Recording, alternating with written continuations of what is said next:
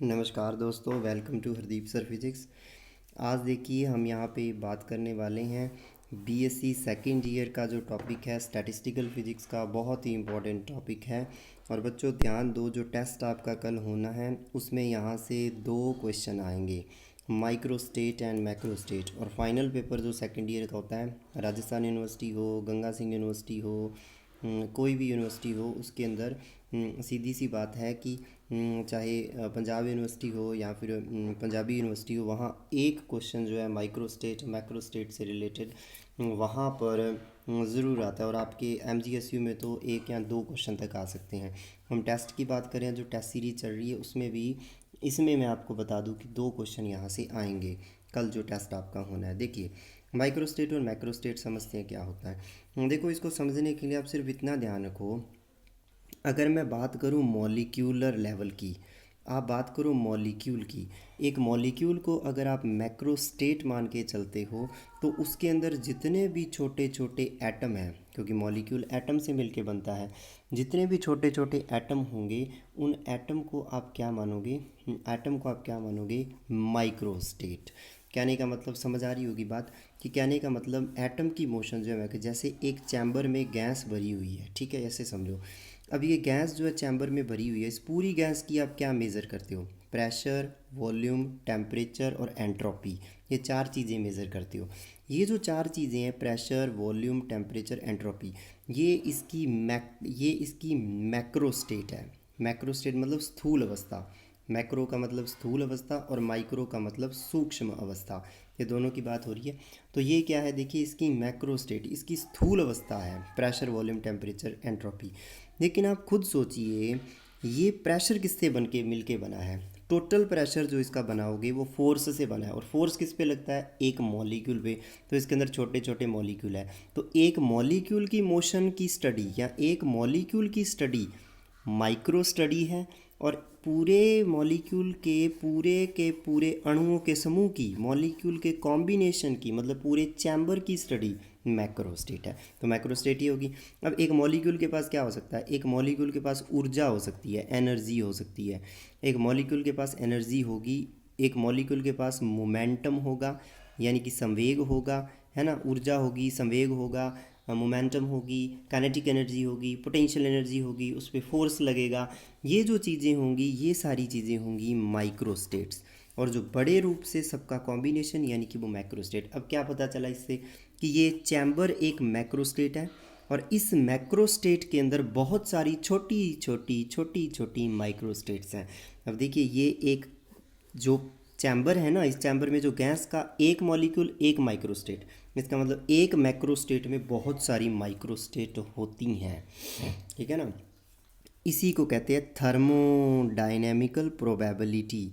ये भी ध्यान रखना, थर्मोडायनेमिकल प्रोबेबिलिटी क्या होती है?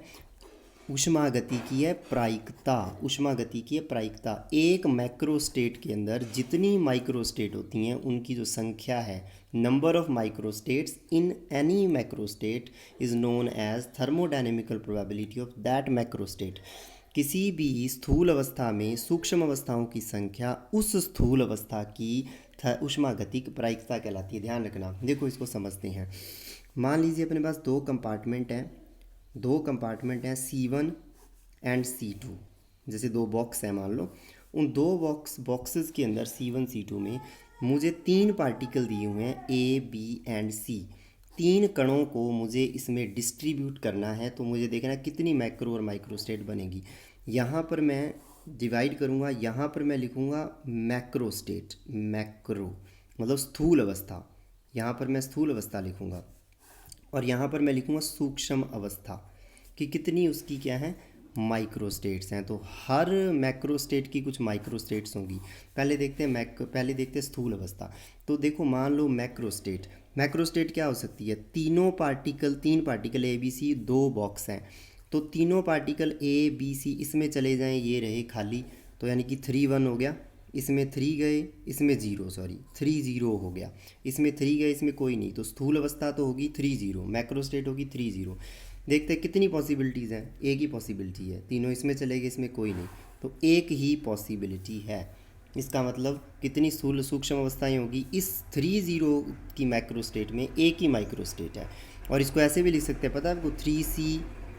देखिए 3 पार्टिकल में से 3 सेलेक्ट करने हैं, 3C, और दूसरे में 0 सेलेक्ट करने हैं, तो 3C3 is equal to 3C0 भी लिख सकते हैं, ऐसे भी लिख सकते हैं। और इसको आप ऐसे करके भी 3C0 3C3 ऐसे भी कर सकते हो। 3C3 का मतलब क्या, यानी कि सीधी सी बात है, ध्यान रखो NCR का formula n factorial upon r factorial n minus r factorial. Factorial का भी कल एक वीडियो डाला था, उसको ज़रूर देखना, अच्छा ट्रिक था वो।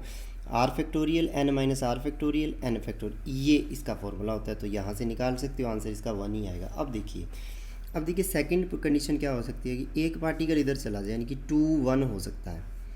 अब 2 1 हो सकता है, ये तो माइक्रो स्टेट है, देखना है इसके विद रिस्पेक्ट कितनी माइक्रो स्टेट है।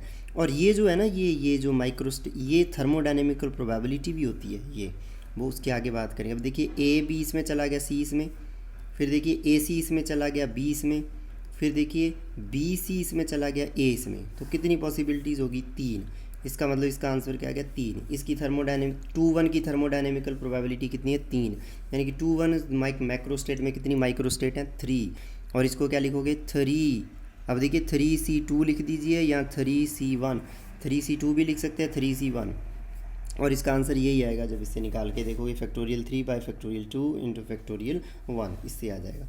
थर्ड सिचुएशन क्या हो सकती है, इसमें कोई पार्टिकल ना जाए, तीनों पार्टिकल इसमें चले जाएं, तो यहाँ कोई नहीं, यहाँ तीनों पार्टिकल ए बी सी, और तो कोई नहीं है। अब देखिए इसकी भी क्या होगी, देखिए 0 3, और इसकी भी क्या होगी, आंसर ए की आ गया 3C3 3C0। अब बात देखिए आप यहाँ पे समझने की, एक और बन सकती है, ये 2 1 था, 1 2 बन सकती है। तो टोटल मैक्रो स्टेट कितनी बन सकती है इसकी, ज़्यादा से ज़्यादा 4 ही बन सकती है, 3 0 2 1 0 3 1 2, ठीक है।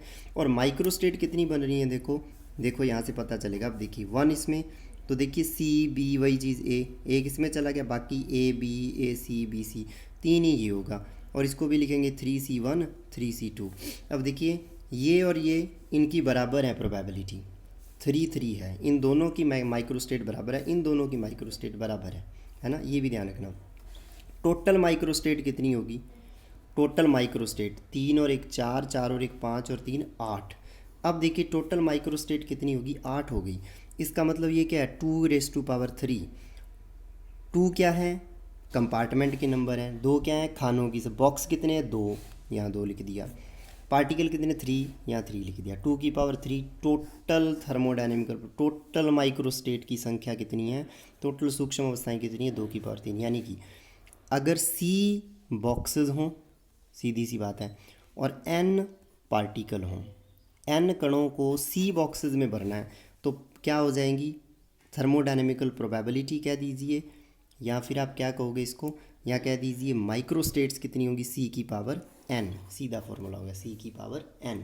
क्योंकि देखिए यहाँ 2 बॉक्स थे, C1 C2, 3 पार्टिकल थे, 2⁻3, 8 आया ना आंसर, जोड़ा जब इनको जोड़ा तो 8 आई टोटल। तो यहाँ माइक्रो स्टेट क्या हो जाएगी, C⁻n। बहुत अच्छा कंसेप्ट है, इस पे हर क्वेश्चन पक्का आता है। ये माइक्रो स्टेट टॉपिक आपका पूरा हो गया। थ्योरेटिकल फॉर्म में जो पहले बताया उसको आप कॉपी पे नोट कर लें, ठीक है, ओके।